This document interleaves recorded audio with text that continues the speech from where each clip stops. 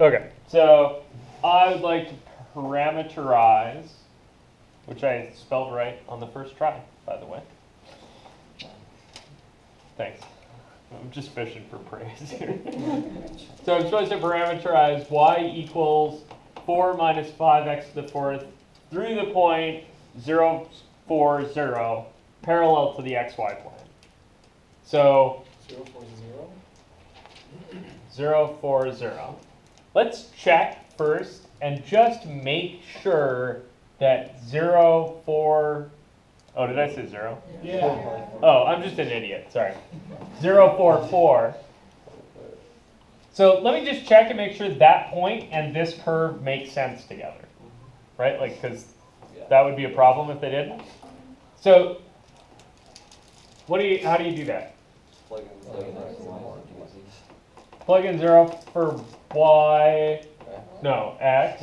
Plug in 4 for y, plug in 4 for z, and see if things are true, right? So I'm wondering, basically, 4 equals 4 minus 5 times 0. What the hell did I do with the z is 4? It's parallel. Yeah, because this thing here, right, like this whole dude here, that guy, what is that thing?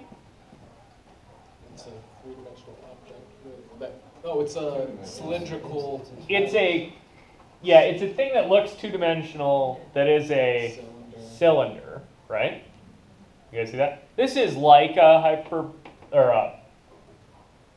what am I saying? It's like a parabolic cylinder, except it's not a parabola, right? Because it's fourth degree, not second degree. But it looks like one, right? This is one of these kind of... Wait a minute. Why would it look like a cylinder? Because a quartic looks like a cylinder. Z's are Oh. These are always 4, so it's really flat. It's just a...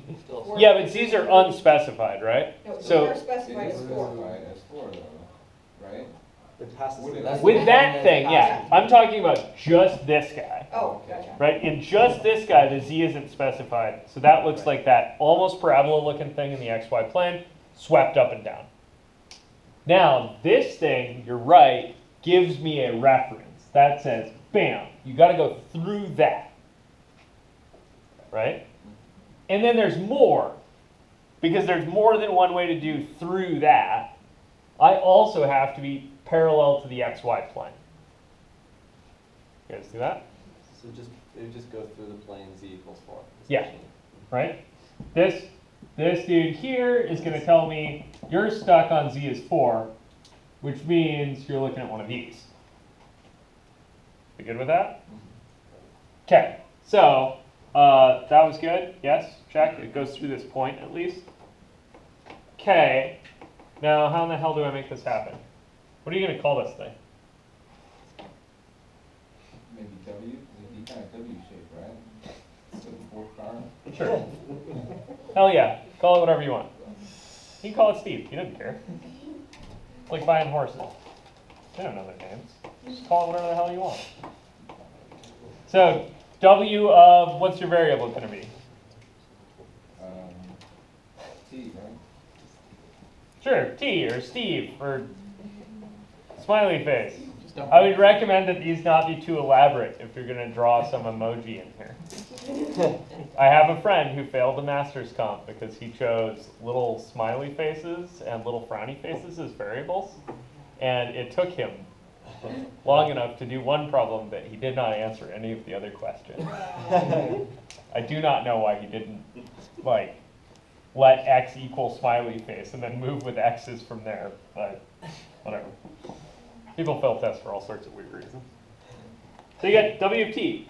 What category of thing should W of t be? Yeah, it should be a vector, right? Okay, so you need 3 components for your vector. What did you tell me about the z component? Z is 4. Yep. Okay. The z component is 4. Cool. All right. What else do you know?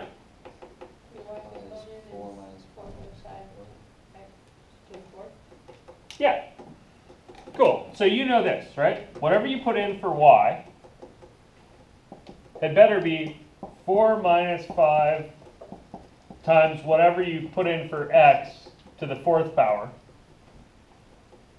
And you know that x of t has to cover all of r. Could we do it the other way with where y covers all of r and Sure, and solve this? Yeah, except that won't work. So, sure you could do that, except it won't work because you can't solve this for x. You see why?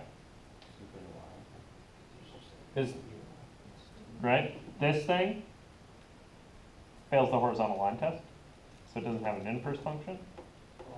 So you can't solve it for x. Right? You could try. It ain't going to work. You're going to have to do that thing where you try to split time into two pieces, and you're going to fail the vertical line test. I mean, whatever the hell the vertical line test for parametric functions looks like. You'll have to put a plus or minus in somewhere. Right? Okay, so these are the two things I need.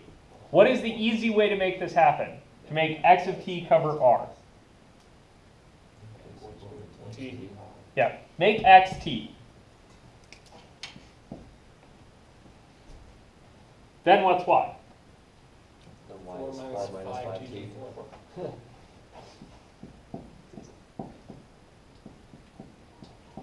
Perfect. Done. How do I know this works? Satisfies everything? Because I forced it, basically, right?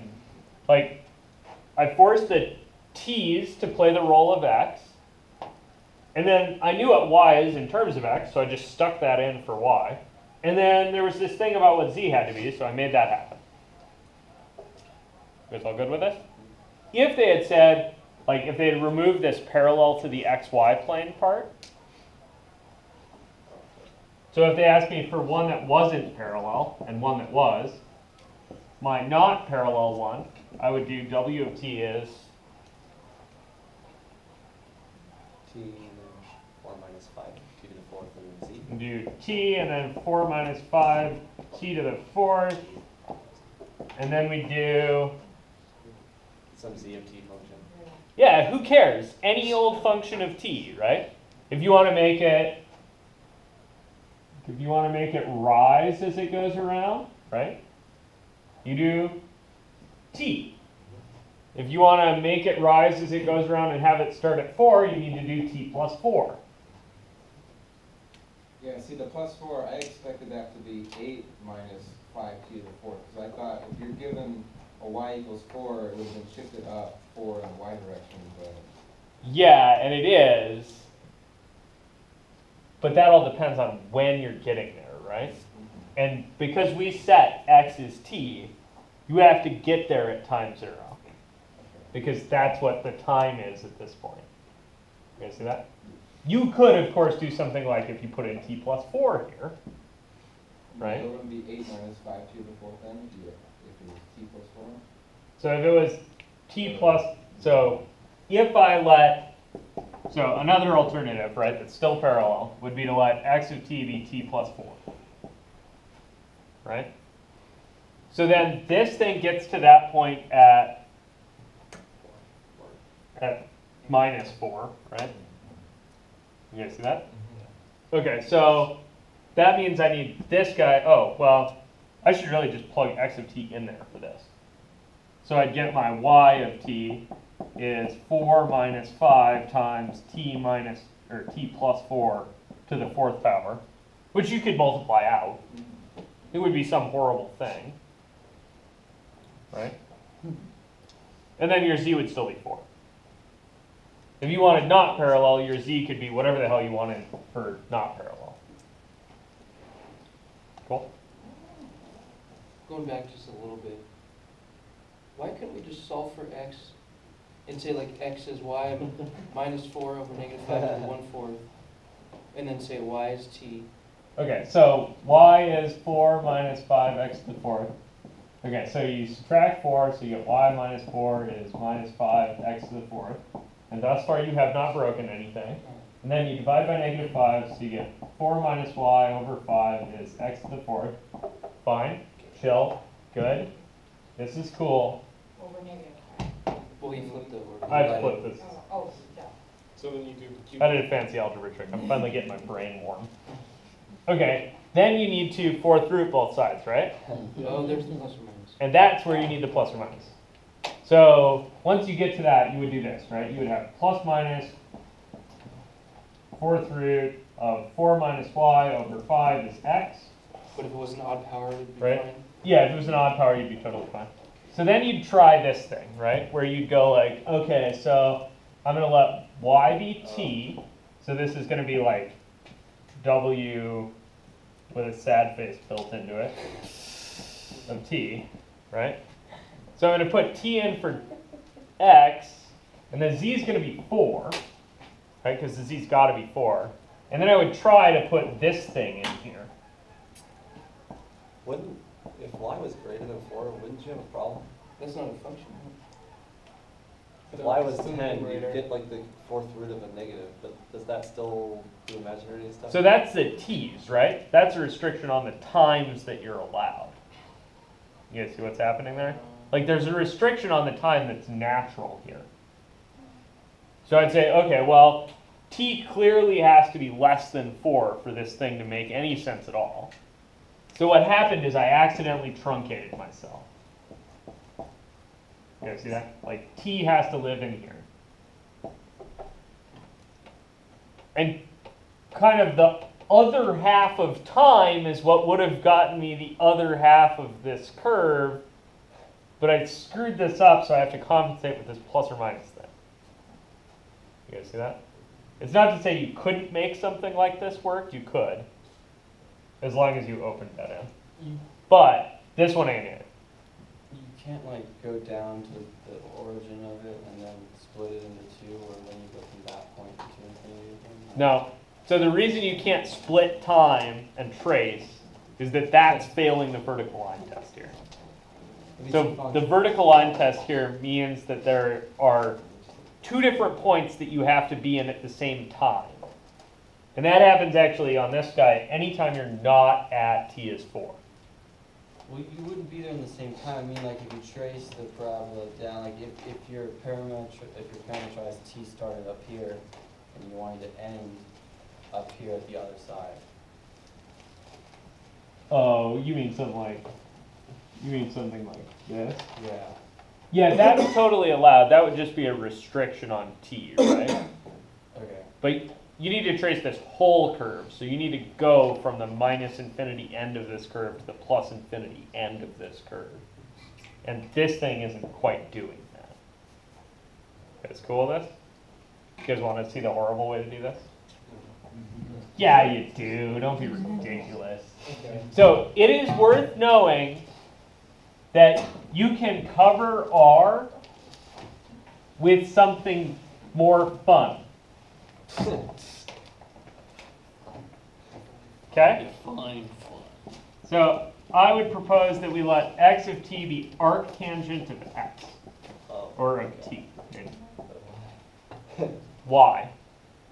Because arctangent has this really cool thing. it's defined across all. Oh, I don't want to let it be arctangent. Do I?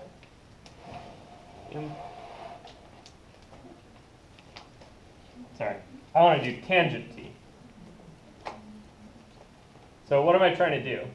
I'm trying to cram an infinite amount of stuff into a finite amount of time. Oh, okay. Yeah. So I'm doing this. I'm saying, okay, now my times are going to go from minus pi over 2 to pi over 2. And what we're going to cover in that time is going to be everything. You guys see that? Yeah, that makes sense. Okay, so I'm going to do tangent of t in here. And now my t's are going to live in minus pi over 2 to pi over 2. Do you open or close the ends on that? They have to be left open, right? Otherwise you're plugging. Because tangent of t is not defined at those values. So this would be w smiley face t. Right, is tangent t, what's y? 4 minus 5 tangent 2 to the 4th. Yeah, right? You know what it is in terms of x, so you just plug tangent t in for x. So you get 4 minus 5 tangent to the 4th of t, comma. 4. Yeah, and then your z has to be 4. So that would also work.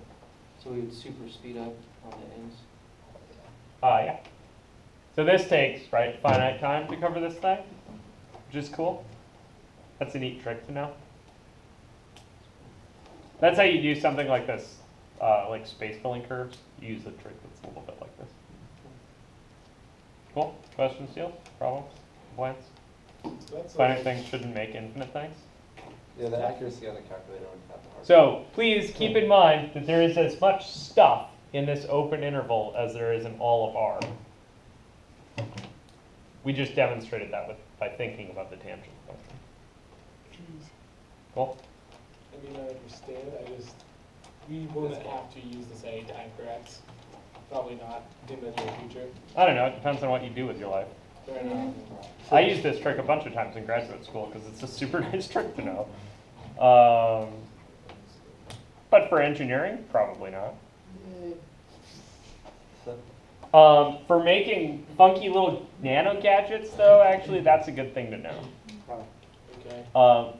People who do nanotech end up using this like, oh, we need infinite surface areas, so we'll design it like fractal or something. And that's one of these kind of ideas.